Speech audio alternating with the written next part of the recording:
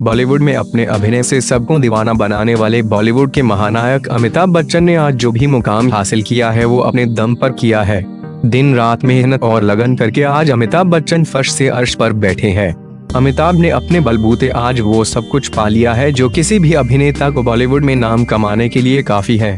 बॉलीवुड के शहंशाह अमिताभ बच्चन का जन्म वैसे तो 11 अक्टूबर 1942 को हुआ था, लेकिन अमिताभ बच्चन 2 अगस्त 1982 को अपना पुनर्जन्म होना मानते हैं। 2 अगस्त 1982 वही दिन था जिस दिन कुली की शूटिंग के समय हुई दुर्घटना में अमिताभ बुरी तरह से घायल हो गए थे और उन्हें शरीर के कई हिस्सों में काफी चोटें भी आई थी, जिसकी वजह से कई महीनों तक अमिताभ बच्चन बेड से भी नहीं उठ पाए थे।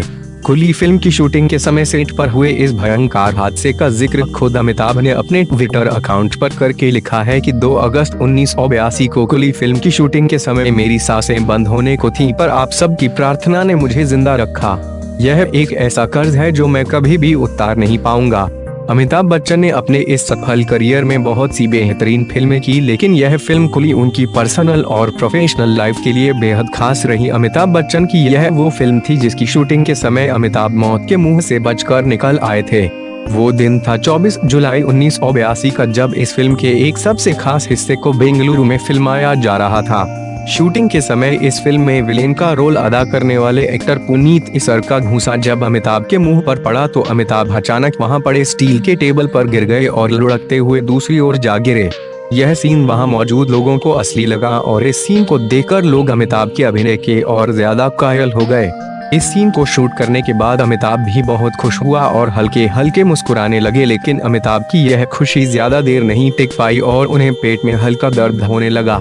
आनन फानन में अमिताभ को हॉस्पिटल ले जाया गया, जहां उन्होंने डॉक्टरों को बताया कि शूटिंग के समय उस सीन को फिल्माते समय टेबल का कोना उनके पेट में जोर से चुभ गया था। अभिनेता अमिताभ और शूट पर उस समय मौजूद लोगों को अमिताभ की यह चोट मामूली लग रही थी, क्योंकि चोट लगने के बाद अमिताभ का खून जरा भी नहीं निकला था। शुरुआती जांच में डॉक्टरों को अमिताभ के पेट में कोई चोट दिखाई नहीं दी। अमिताभ का पेट का दर्द रोज के रोज बढ़ता ही जा रहा था। जब उनसे उनका दर्द सहन नहीं हुआ तो डॉक्टरों ने अमिताभ के पेट का ऑपरेशन करने का फैसला किया। 27 जुलाई 1982 को डॉक्टर्स ने ऑपरेशन कर दिया। ऑपरेशन के दौरान डॉक्टरों को अमिताभ पेट में कुछ ऐसा दिखाई दिया जिसको देखकर डॉक्टरों के भी होश उड़ गए।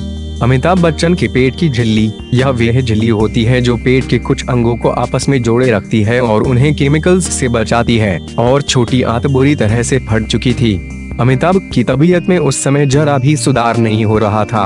ऑपरेशन के ठीक एक दिन बाद 28 जुलाई को अमिताभ को निमोनिया भी हो गया। अमिताभ के शरीर में तेजी से जहर फैल रहा था और उनका खून भी पतला हो गया था। जब अमिताभ की तबीयत और ज्यादा बिगड़ गई तो एयरबस की मदद से अमिताभ को 31 जुलाई की सुबह बेंगलोर से मुंबई लाया गया। अमिताभ को मुंबई के ब्रीच कैंडी हॉस्पिटल के स्पेशल विजिलेंस वार्ड में रखा गया था। 1 अगस्त को अमिताभ की तबीयत में बहुत सुधार था और लोगों को लगने लग गया था कि अब वो पूरी तरह से ठीक है, जबकि 2 तारीख को अचानक अमिताभ की हालत फिर से बिगड़ गई। शरीर में जहर दोबारा फैलने के कारण डॉक्टर्स को एक बार फिर से उनका ऑपरेशन करना पड़ा। अमिताभ का ऑपरेशन लगभग 3 घंटों तक चला था। अमिताभ की हालत उस समय बहुत ज्यादा गंभीर थी। अमिताभ को अब दवाओं के साथ दुआओं की भी जरूरत पड़ चुकी थी।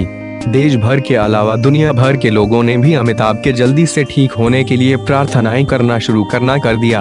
अमिताभ के प्रशंसकों ने ऐसा कोई मंदिर नहीं छोड़ा जहां उनके लिए दुआएं न मांगी गई हो। आखिरकार लोगों की दुआओं का असर होता हुआ दिखाई दिया और उनके स्वास्थ्य में सुधार आया। यही वजह है कि 2 अगस्त का दिन अमिताभ के लिए बेहद खास है।